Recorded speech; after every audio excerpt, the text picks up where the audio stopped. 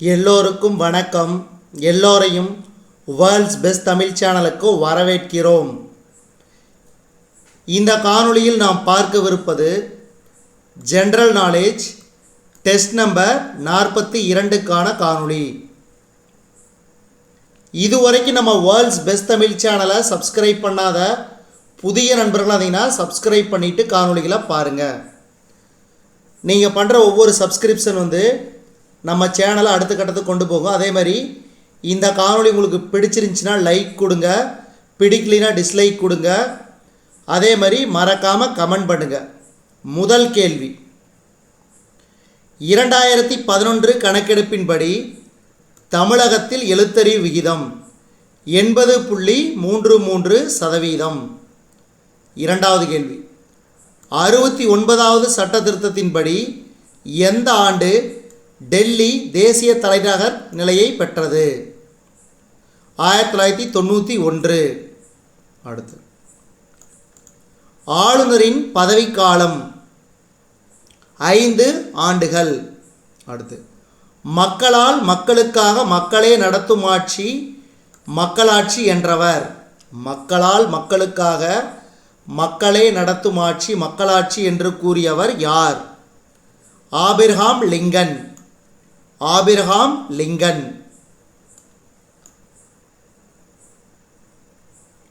நோட்டாவை India எத்தனையாவது நாடாக அறிமுகப்படுத்தியது? 14.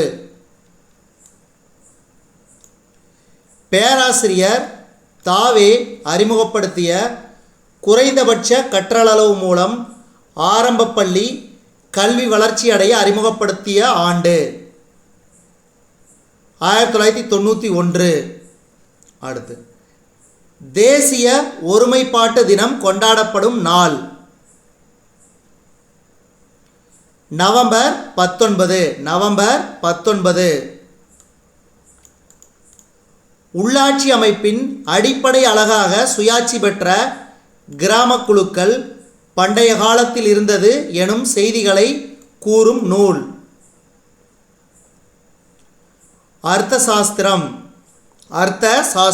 அடுத்தது, இந்தியாவில் சுதந்திரத்திற்கு பிறகு முதல் பொது தேர்தல் நடைபெற்ற ஆண்டு?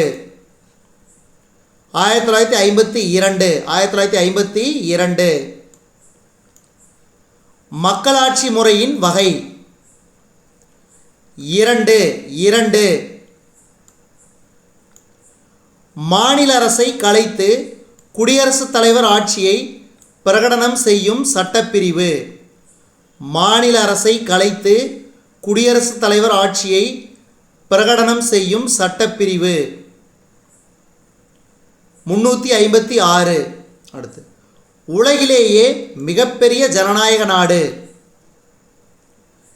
இந்தியா. 1912-13ஆம் ஆண்டு புதுதில்லியில் உள்ள இந்தியாவின் நாடாளுமன்ற கட்டிடத்தை வடிவமைத்த கட்டிடக் கலைஞர்கள்? ஏ மற்றும் பி இரண்டும் சரி. Edwin Lutyens, Herbert Baker. அடுத்து, இந்தியாவில் உள்ள தேர்தல்களின் வகைகள்? 2. அதாவது நேர்முக மற்றும் மறைமுக. நோட்டா முறை அறிமுகப்படுத்தப்பட்ட ஆண்டு? 2014. அழுத்த குழுக்கள் எனும் சொல்லினை உருவாக்கிய நாடு? அழுத்த குழுக்கள் எனும் சொல்லினை உருவாக்கிய நாடு? அமெரிக்கா.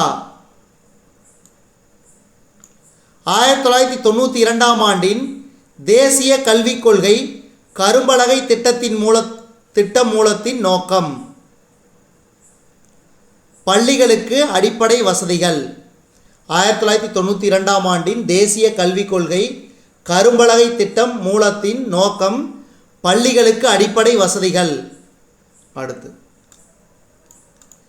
இந்தியாவின் அலுவலக இணைப்பு மொழி எது? ஆங்கிலம். இந்தியாவில் அங்கீகரிக்கப்பட்ட மொழிகளின் எண்ணிக்கை 22 தமிழ்நாட்டின் கல்வியறிவு வீதம் தென் மாநிலங்களில் எத்தனையாவது இடம்? 2. அடுத்து தேசிய வாக்காளர் தினம் ஜனவரி 25.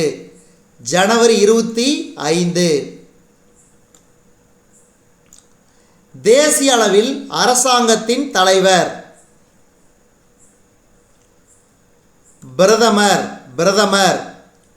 பிரதமரை நியமிப்பவர் அல்லது நியமிப்பது குடியரசுத் தலைவர். அடுத்து குடியரசுத் தலைவரால் நியமிக்கப்படுபவர்கள் ராஜ்யசபைக்கு 12 உறுப்பினர்கள். அரசியலமைப்பு சட்டம் 61வது திருத்தத்தின்படி வாக்குரிமை வயது 21 18 குறைக்கப்பட்டது. 1988. நன்றி.